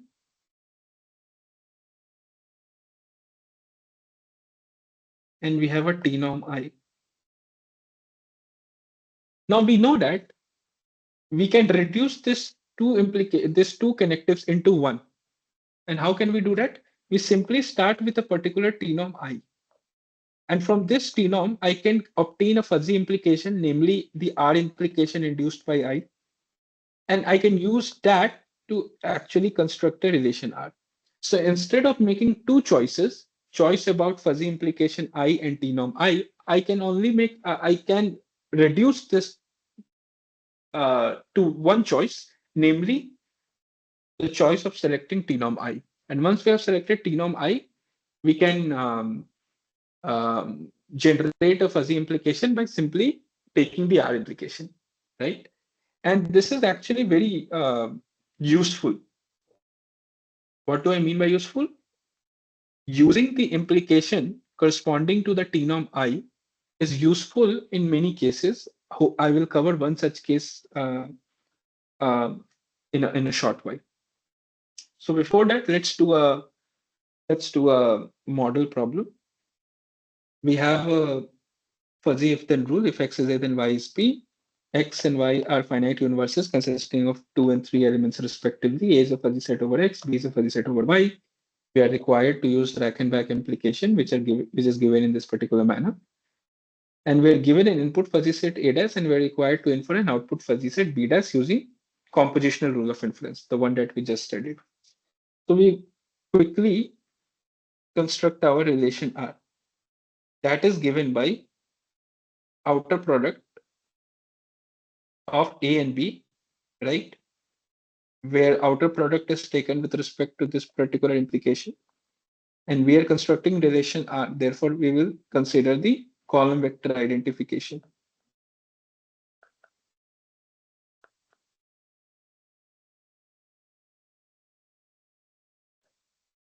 This is nothing but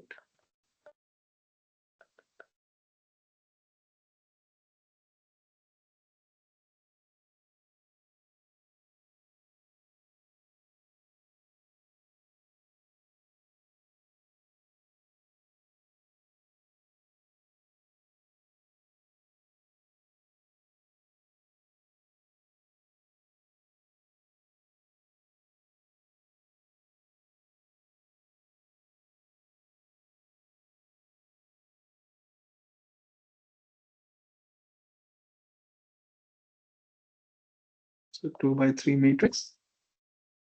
So what is 0.7? The value of this 0.7 imply 0.5. So 1 minus 0.7, so that's 0.3. 0.7 plus 0.5 is 0.35. So 0.3 plus 0.35, so 0.65. What is this? 0.3, so this is 0.51. It seems that my pencil battery has died. So we will quickly, so I'll take a break and then we will continue with our discussion on fuzzy propositions.